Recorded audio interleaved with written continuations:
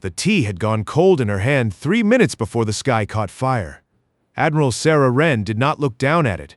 Her eyes were fixed on the tactical display, where 53 points of light had gone from a whisper to a shout.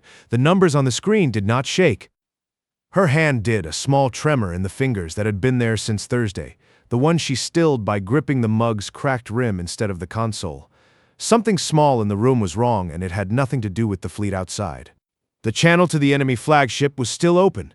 Nobody on Sanctuary 7 had closed it. Nobody wanted to be the one who spoke first. For 287 years, the Galactic Council had filed Sanctuary 7 under one word: undefended. Tonight that word was about to cost someone everything. Commander Thorne's voice came low over the comm. "Ma'am, they're not backing off, I know," Wren said. She set the mug down. The tremor stopped the second her fingers left it. 11 seconds passed. Commence firefall sequence. The lights on 53 ships across the system turned from amber to red in the same breath, and then the transmission caught on a burst of interference. Then she opened the channel to the Zarvathi flagship, and every soul on the bridge went still enough to hear the recycled air move through the vents. "They came for the nest," she said. "They found the inferno." She closed the channel. And for 3 long heartbeats, nobody on the bridge could say for certain whether the order had gone through at all. I wish I could tell you the silence broke gently. It didn't. Stay close. 11 hours earlier, in a chamber built to make small species feel smaller, the vote had already begun. The Concord Rotunda's ceiling was crystal from wall to wall, and through it the cold stars watched the floor the way they always had, without opinion. High Warlord Drakon Vorath stood at the podium, his obsidian scales catching the chamber's blue haze. He had conquered system after system for longer than anyone in the room had been alive, and by now he had stopped considering the possibility that he could be wrong. "Sanctuary 7, he said, his voice a wet rasp that carried without effort. "A colony the Council has filed as unregistered. No fleet on record. No meaningful defense.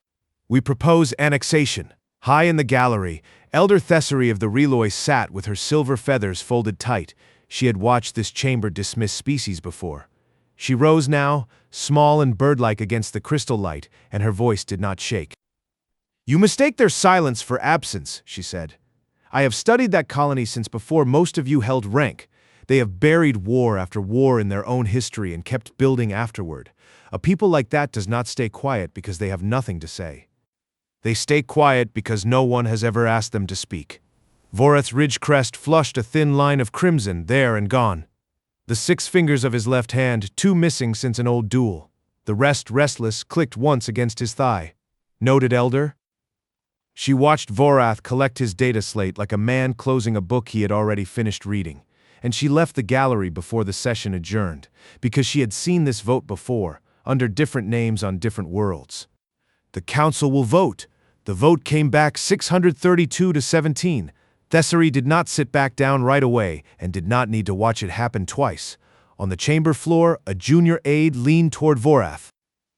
"Should we flag the anomaly in their power readings, Warlord? The agricultural grid draws more than a farming colony should need. Humans waste energy," Vorath said, not looking up. "It is one of the things they are known for." He signed the annexation order without reading the second page.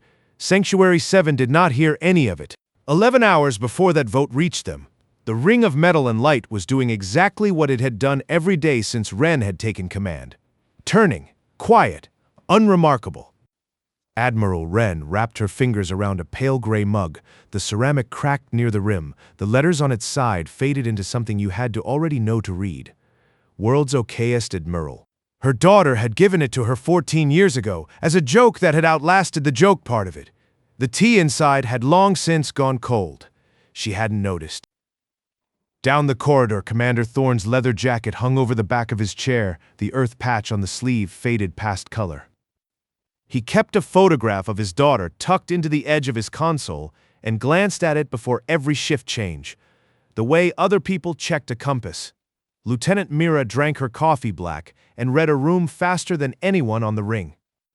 She had learned the fleet doctrine of more species than she could count on both hands, and she was always the first to notice when a number on the tactical display changed. Chief Harker walked the weapons deck on a cane, the leg he'd lost in a training accident replaced by a limp he refused to let anyone help with. He had built half the mine array himself, and he still checked it every morning, by hand, the way his wife used to check on him before she died. Ren was 54, gray-streaked, with a tremor in her left hand that came when she was tired and vanished the moment she made a decision. She had commanded this station for 12 years. Some mornings it felt like she had been waiting here far longer than that. On the Zarvathi flagship, Sub-Commander Vex ran her third pass over the approach data and got the same answer each time. The colony's ambient power draw was wrong for its stated purpose, not by a little, but by a shape she recognized from a dozen other campaigns and couldn't place here. She flagged it in her log, then flagged it again because the first flag felt too easy to ignore. "Warlord," she said, "the colony's grid doesn't read like farmland. It reads like something waiting. It reads like inefficiency," Vorath said. "Hold formation." Vex held formation. She did not stop watching the numbers. The alert came without a siren, just a soft chime and a single red line crawling onto the display. "Ma'am." Thorne's voice tightened. "New contacts at the outer marker. A fleet. Bigger than anything we've logged before."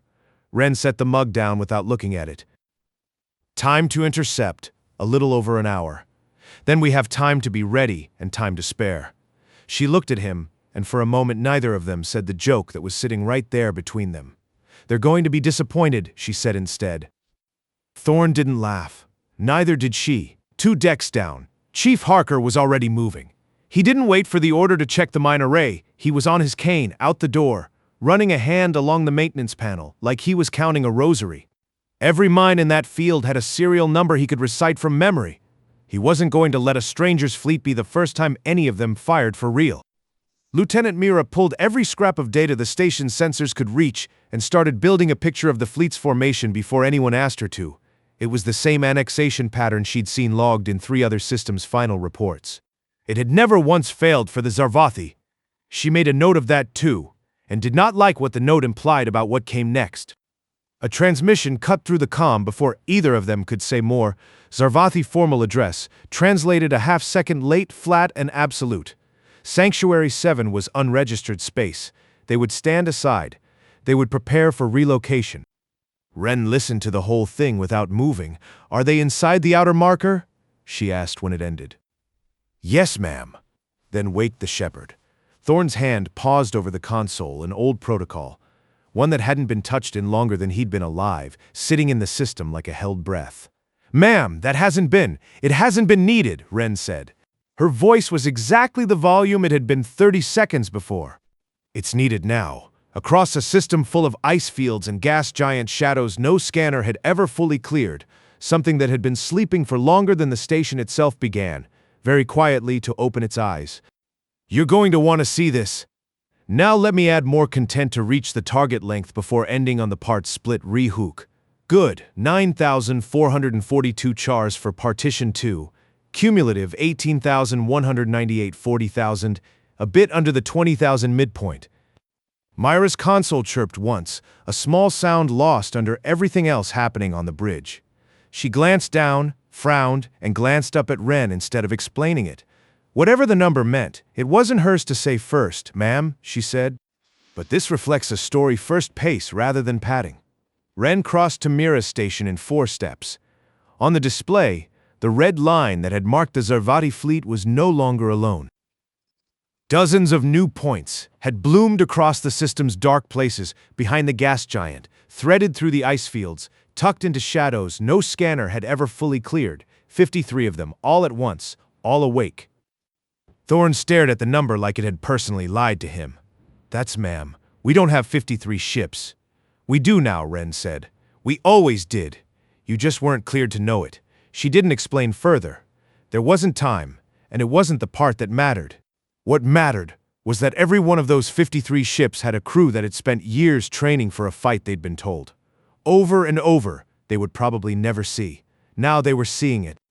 On Sanctuary 7's lower ring, in a greenhouse dome that smelled of turned soil and recycled rain, a woman named Petra Voss looked up from a row of bean plants at a sky that had gone strange.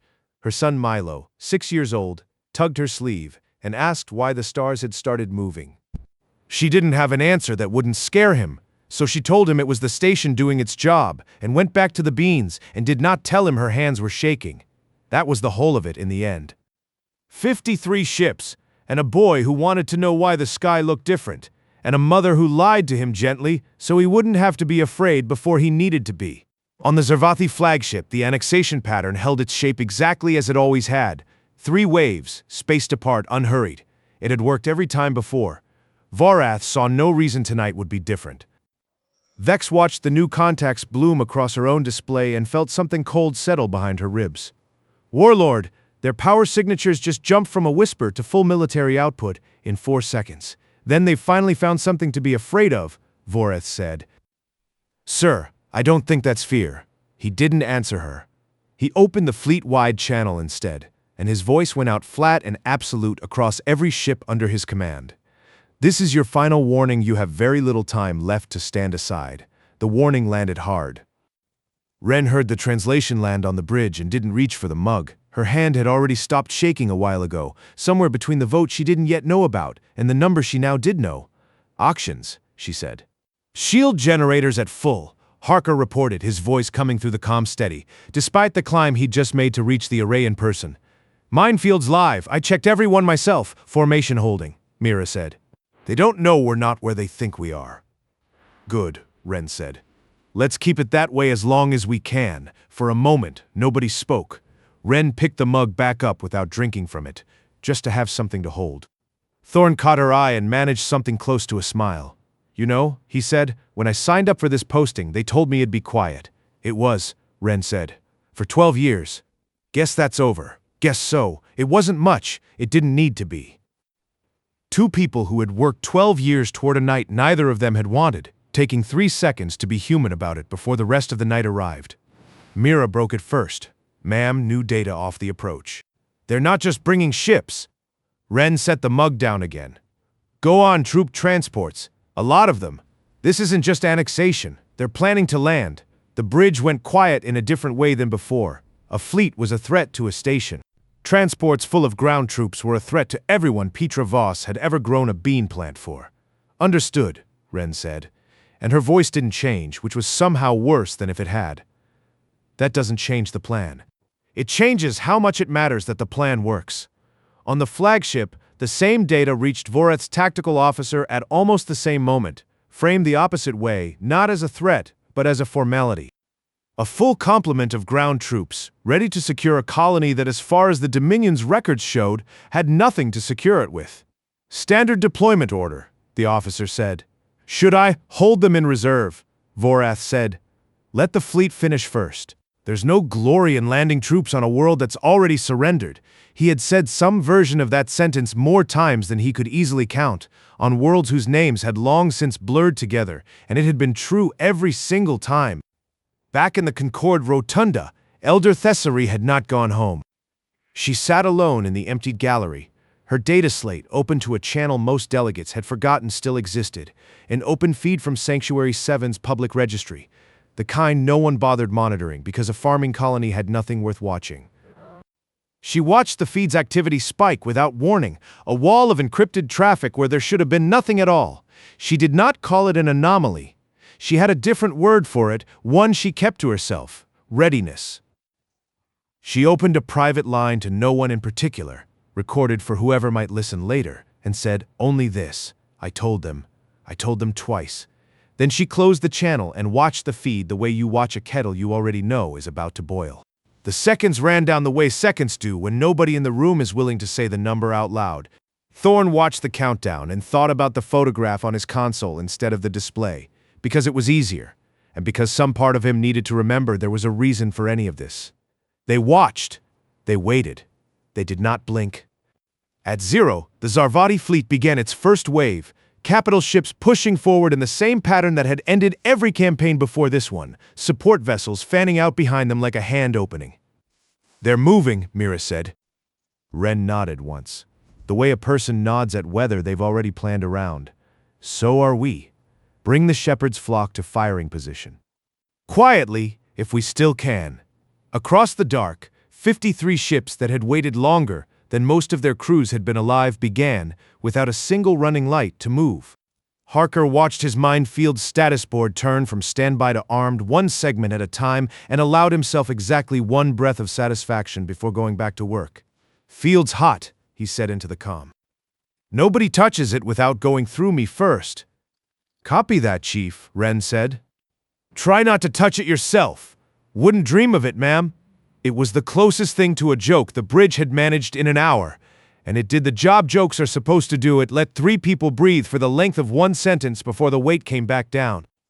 Vex caught the shift a heartbeat before anyone else on the flagship did, a change in the gravitational drag on their sensor net. Subtle. Wrong. Warlord, something's changing our approach vectors. It isn't the planet. Voreth finally looked at her numbers instead of past them. For the first time since the vote, the crimson line along his ridge crest didn't fade. It stayed. Show me, he said. What the display showed him was 53 points of light no longer hiding, arranged in a pattern he had never once had to learn, because no one he had ever fought had needed one like it before. For as long as the Dominion had existed, it had measured an enemy's strength by how loudly it announced itself.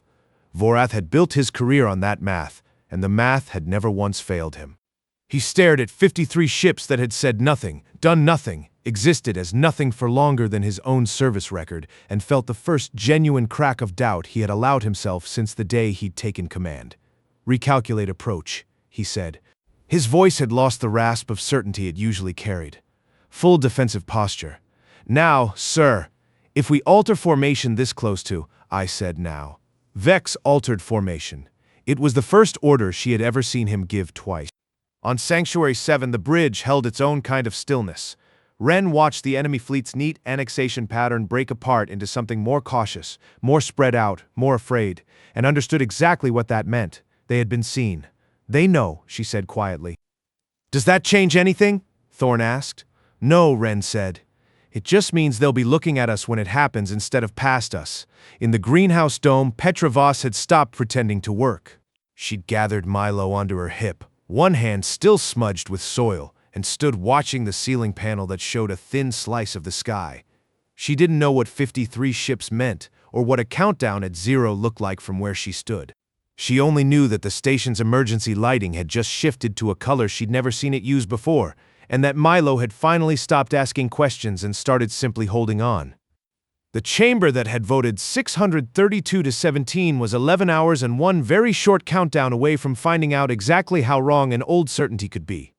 It happened at the edge of the formation, small and sudden, a flare of light that bloomed and died in under a second. On the flagship, 3 separate stations reported it within the same breath. Contact lost. Scout 7 Delta. Vorath's ridge crest stayed crimson. He had ordered the recalculation too late to matter, and he knew it now, watching the edge of his own formation start to fray, before the real fight had even begun. Hold the line, he said. It's a single mine. Not an ambush. Sir, if there's one, I said hold. On Sanctuary 7's bridge, Harker's status board lit with a single kill confirmation and nothing more. He didn't celebrate it. One ship was one ship.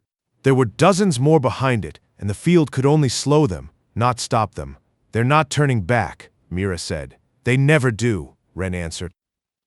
That's rather the point of them. The shepherd's flock held its position in the dark, engines cold, weapons hot, waiting for a word that hadn't been spoken in longer than most of the crews aboard had been alive. Thorn watched the approach vector tighten and felt the old fear come back, the one that had nothing to do with dying and everything to do with being the reason it happened to someone else. Ren reached for the mug on her console, wrapped her fingers around the crack near the rim, and didn't lift it. It was empty. It had been empty since the middle of the last hour, and some part of her mind that wasn't currently running a defense of a station kept meaning to refill it and never quite getting there. Distance to engagement? She asked. 2 minutes, Thorn said. Ren set the mug down, precisely, the way she set it down every single time, whether the day was ordinary or the last one she'd ever see. It was such a small motion nobody on the bridge thought to notice it. That was rather the point of it, too. The enemy fleet closed the last of the distance in silence. Formation ragged now, cautious in a way it had never needed to be before tonight. On the flagship, the final transmission cued itself automatically, the same words the Dominion had opened every campaign with for longer than anyone alive could remember. This is your final. Ren opened the channel before he finished it. She didn't raise her voice. She never did. They came for the nest, she said. They found the inferno. She closed the channel, and for one full breath the bridge held so still that the recycled air moving through the vents was the loudest thing in the room. commenced firefall sequence. 53 ships fired at once, and this time nothing caught on interference, nothing froze on a burst of static, nothing left the outcome hanging in the dark for anyone to wonder about. The light reached the enemy formation before the sound of it meant anything to a single living creature aboard.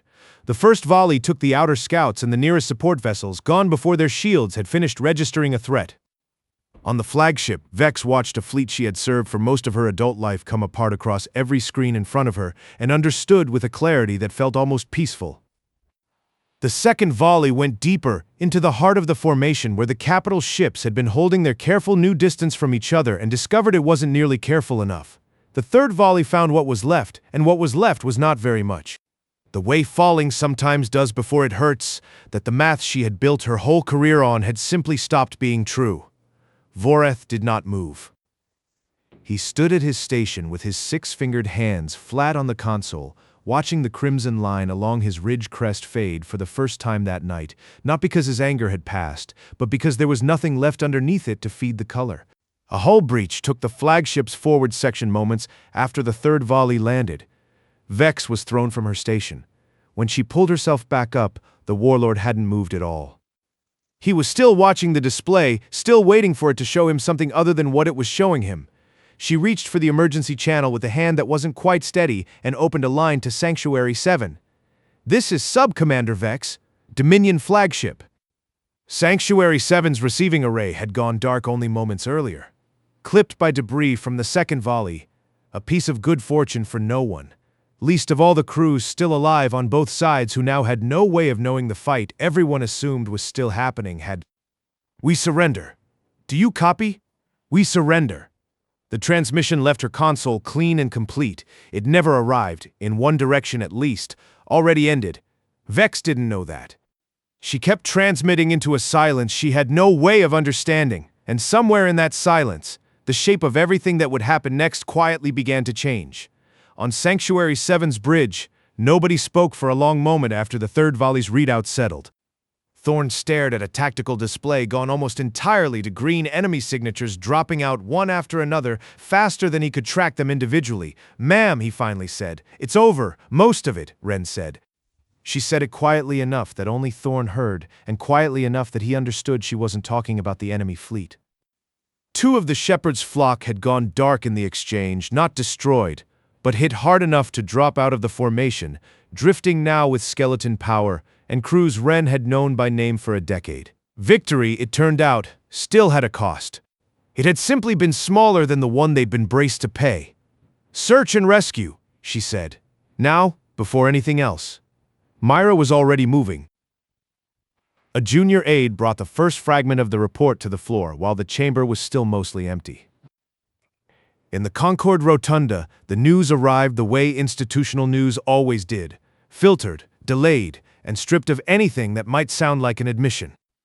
The delegates who'd voted 632 to 17 having long since gone home to sleep, through what they assumed was a formality unfolding somewhere unimportant. The aide read the casualty summary twice before he understood he wasn't misreading it. Elder Thessery was still in the gallery when he found her. She didn't ask him to repeat it. "I told them," she said again, mostly to herself.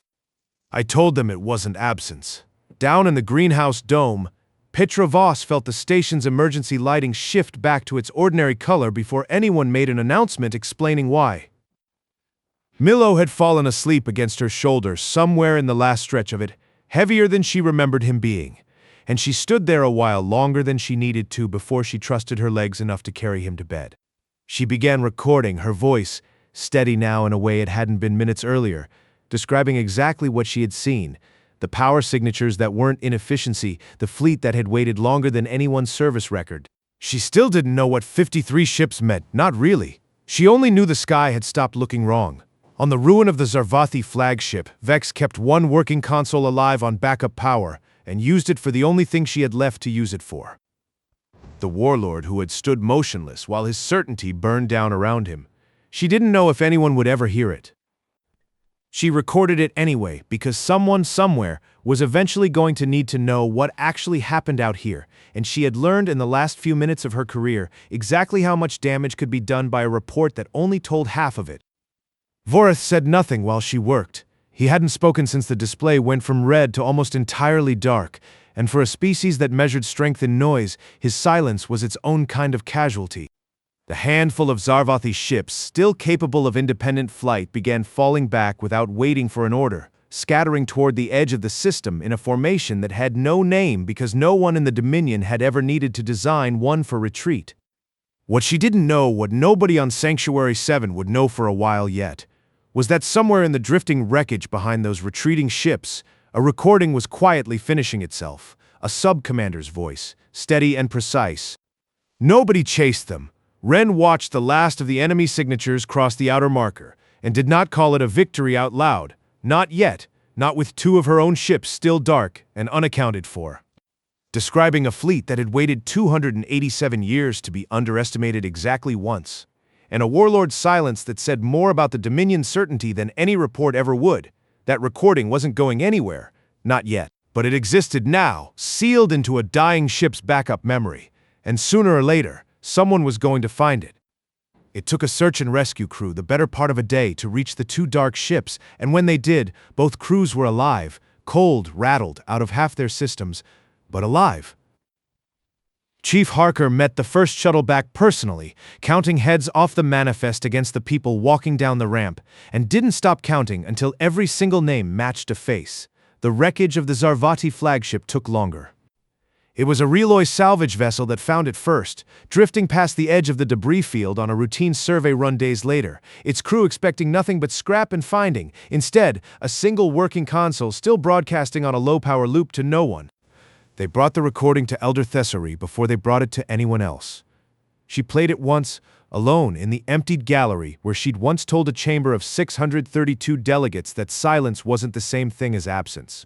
Vex's voice filled the space, steady, precise, describing a fleet that had waited longer than anyone's service record to be underestimated exactly once, and a warlord who had stood motionless while everything he believed about power burned down in front of him.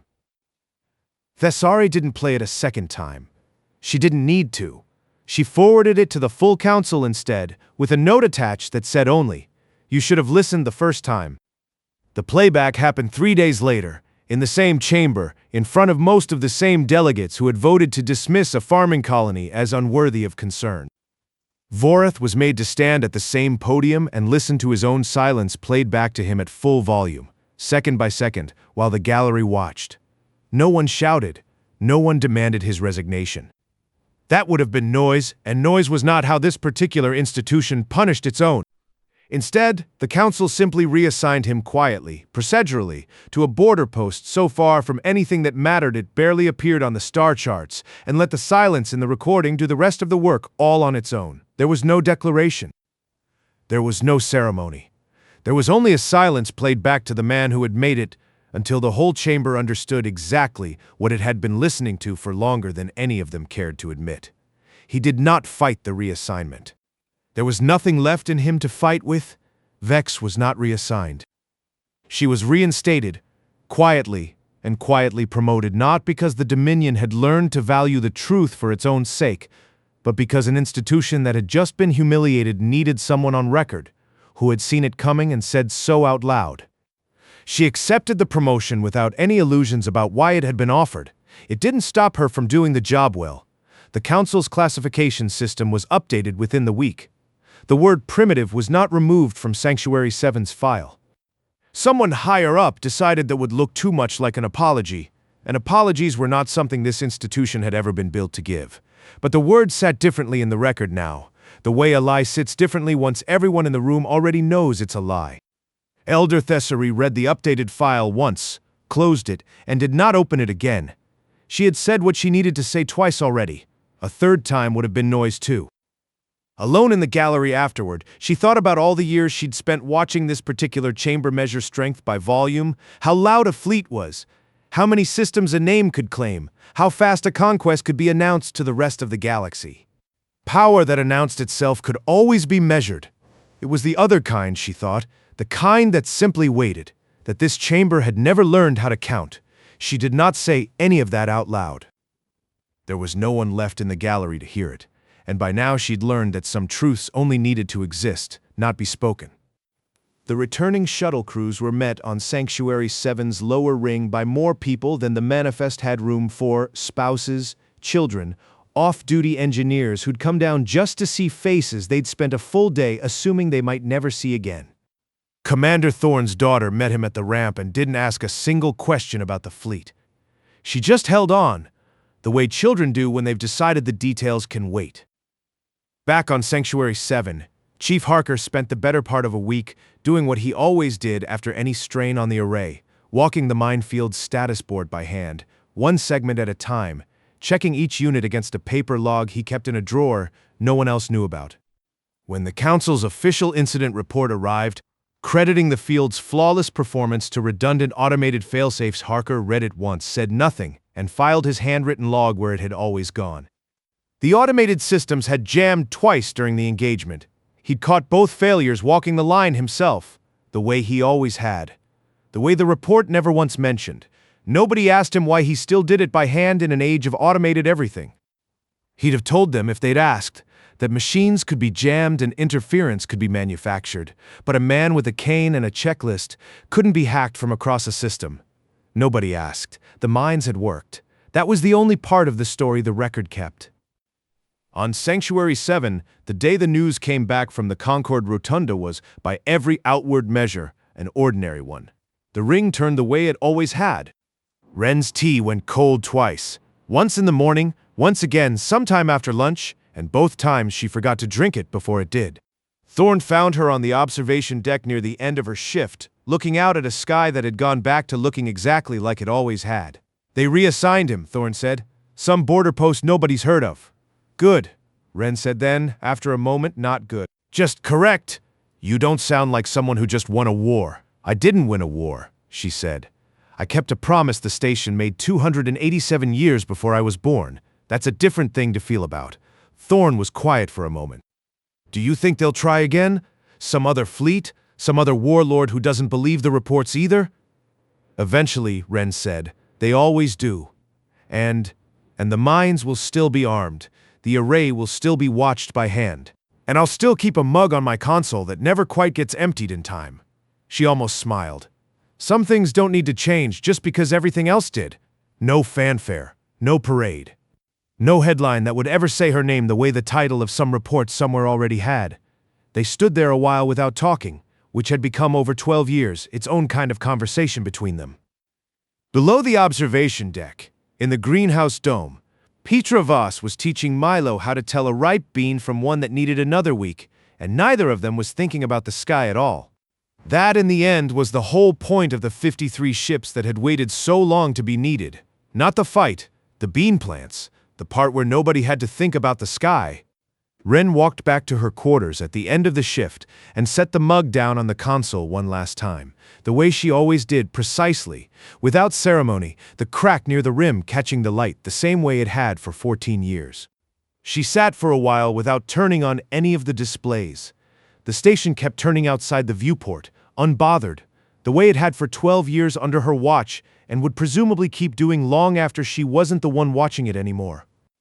Somewhere below her, a boy who would never know how close the sky had come to falling was asleep in a room that smelled like turned soil. Somewhere much farther away, a man who had never once been wrong was learning, for the first time in longer than he could measure, exactly what that felt like. None of it made it into any report Wren would ever have to write. She looked at the mug for a long moment. 14 years of use! A hairline crack that had never widened. No matter how many nights like this one it had sat through. A joke her daughter had given her because the truth was too big to say out loud that had quietly become the truth anyway. She had never needed to be the best admiral anyone had ever seen. She had only needed to be ready. The tea inside the mug went cold, and this time she let it. The galaxy did not celebrate. It simply became a little quieter and a lot more careful.